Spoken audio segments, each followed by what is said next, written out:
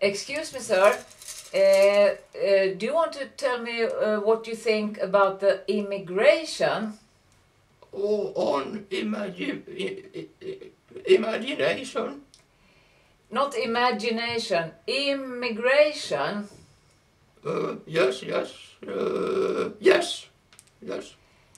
What do you think, sir, about immigration? I think immigration is not without becomes problems when it comes out people from other cultures. People who have not learned to eat with knife and fork. People, niggers with old sharp fangs that ritual slaughter puppies in the bathtub, and Norwegians who club seals on the streets, and small and dirty Belgians who eat French fries and violate on young children in the closet, and old poor pensioners as me,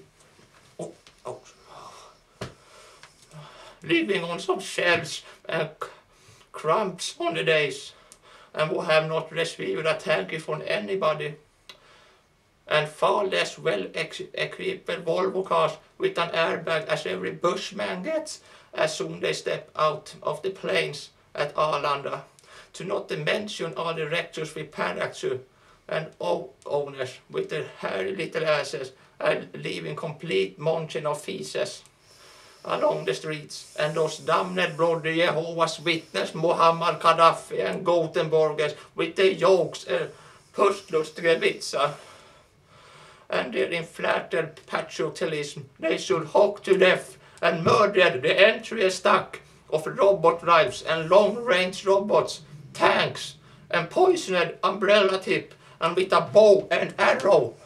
Together we take out their entrails and burn it to ashes and sprinkle it on the streets, reeking of summers.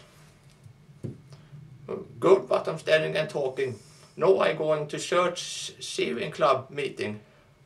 You want to go to bed with me, but it's not possible.